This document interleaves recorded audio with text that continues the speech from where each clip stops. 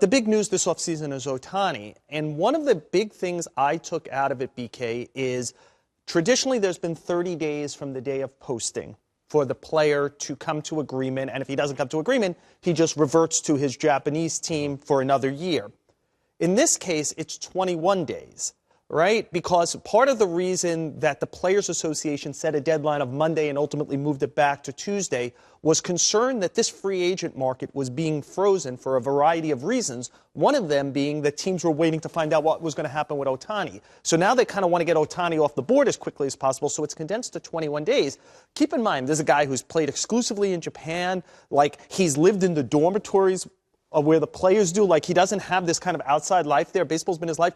He's going to be coming here, and he's going to have to make a life-altering decision which team he's going to play for in a quick period of time. And I think what's fascinating, he has a veteran group of agents who will be in charge of him at CAA who've done tons of big deals. But how do they begin to pare down from 30 teams to a final whatever, 5 or 6? Because remember, all 30 teams will probably, if they're smart, bid the $20 million. Because the $20 million only is lost by the winning team here, is transferred to the Nippon Ham Fighters. Then his salary, his bonus is $3.5 million or less. For a player who's worth 9 figures, maybe $200 million, not just $100 million. So everyone will bid. It doesn't cost a lot of money. So everyone's in.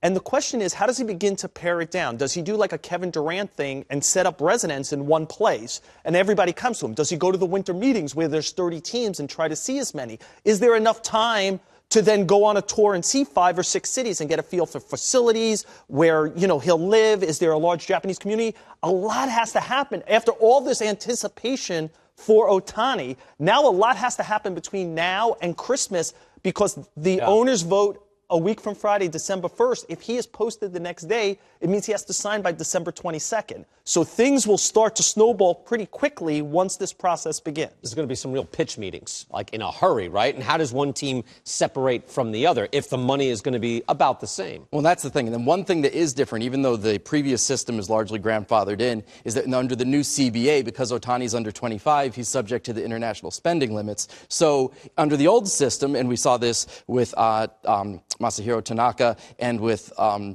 the Dodgers pitcher, I'm blanking on Maeda. They would negotiate a big contract, but you can't do that here because you're limited.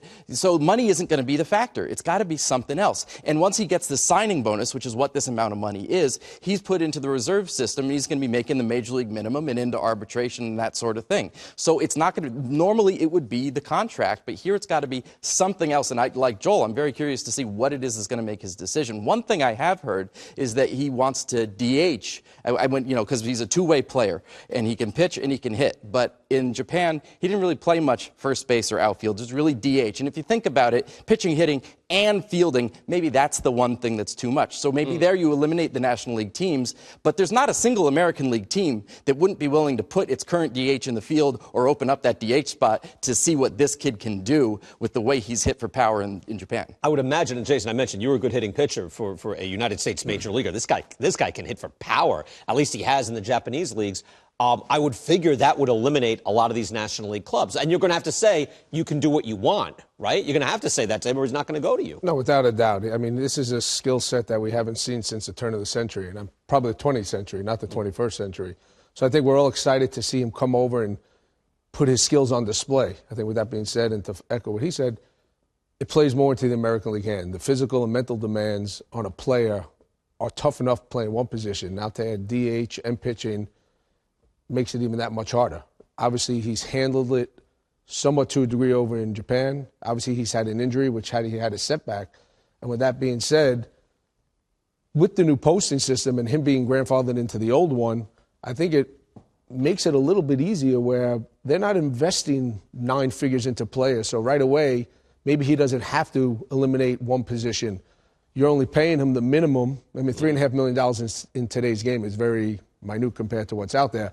So his first year or two salaries are going to be the $500,000, $600,000, just like every other American player goes through. So maybe it could be used more as an experiment and not put all your eggs in one basket right away. So it allows you to go explore other options through trades, through what you have in the system or free agency and get another DH and see how it plays out the first year or two, because you don't know how he's going to react. Explain to us before we move on. Like, again, I imagine in high school you're like a great hitter, right? So, yeah. Okay, like most major leagues. Yeah, you can say that. It's okay. I can imagine you on Staten Island. You're like the best hitter on the island, but one of the best hitters in New York, and you could also pitch, and you funneled into pitching. Do you think you could, like, what stops a guy like you and most major leaguers from not being able to hit? Like, 'cause even though I could say you hit like 200. That was good for a pitcher. No disrespect. No, yeah, right. But I'm saying, so where did that stop? Is it just do you kind of give up on it, or the training is impossible? Why do we not have two-way players here now? I just think there's two types of trainings for a position player towards a pitcher. There's different type of athletes. I think the stress it takes in your body, you have to be really strict on your diet, your sleeping habits, the way you recover, and also putting work into your craft. I mean, if you're putting so much time into hitting, you're taking away from your pitching, and vice versa. You put a lot of time into your pitching, you're taking away from as a hitter. So that's why I think, looking at it from a true now financial standpoint, you could take the time a little bit, being that he's not that nine-figure player right now based on the old posting system. You could sort of slowly work away and maybe start him off as a hitter, let him throw some bullpen, some live batting practices to keep the pitching going. Whichever way a team attacks the problem, I think they're in a really good situation. So, BK, I think we're beginning to hear when to Cliff's point, this is not where money, people say, oh, the money doesn't matter, I'm going to go where the schools are good or whatever. It's like the money is a minimal interest here because the separation is not going to be, his big money in the next few years is going to be made off the field as a giant advertising force back in Japan. And he will be that, and we're not going to have to get a tin cup out for him. But we've already, what's funny is, this guy has not talked publicly in the United States. His agents really haven't talked publicly in the United States. And we've done things like the Yankees are the #1 choice. How do we know that? Right. He's going to eliminate National League teams. I think that part of the sales pitch, smart organizations like the Cubs and Dodgers are going to want him. I bet you they've already plotted out. Remember, there's 4 more off days in the new CBA, right, for starting next year. They've probably plotted out, hey, like the Dodgers are saying, look at how we use our starters. We've been using 8 starters a year, whatever. Yeah. Here's how we're going to use 6 starters next year, and you could stay on essentially your same schedule. Hey, look at what Joe Madden did. He used to move Travis Wood between the pitching mound and the outfield. We're original thinkers here. We have the best sports scientists. We'll show you how to recover. If you want to do both. This is going to be about recruiting as if he was the best halfback in this country, and he's deciding between LSU and Texas. And it's who kind of gives me the best experience? Because, acting like those guys don't get money, but, who gives me the best college experience? There's going to be a pure recruiting situation, and I think it's going to be fascinating if all truth is told at the end. What was the final sales pitch? Was it about comfort in a city where there's maybe a large Japanese thing? Was it about sports science? Was it about the hitting? What was it that sold you to come to that place? Because this really, for the first time, feels like it's not about money. The Dodger thing is interesting because, you're talking now, we're at the point of not pure bullpenning, but, hey, you're throwing 3-4 innings a pop, and then you hit on this day and you do that. It seems a little more possible now that it's not, no, you must start, every 5th day and boom, boom, boom, and you do that all season, right? Well, things aren't as conventional as they used to be in the game, and Joe brought up a good point. You're able to now map out, and a lot of these teams are stacking their teams with 6, 7, 8 starters, pulling them out after 5 because the third time through the lineup. Mm-hmm. And I guess with a unique talent like this, and we all want to see him come here and succeed. We really do. I mean, he's something we've been. This could be thrilling. Could Absolutely. Be thrilling. Right. Just again to go back, because the CBA thing shouldn't be ignored. We're going from 21 off days to 25 starting next year. Mm-hmm. It's a 26-week season. That's essentially 1 off day a week over the course of the year.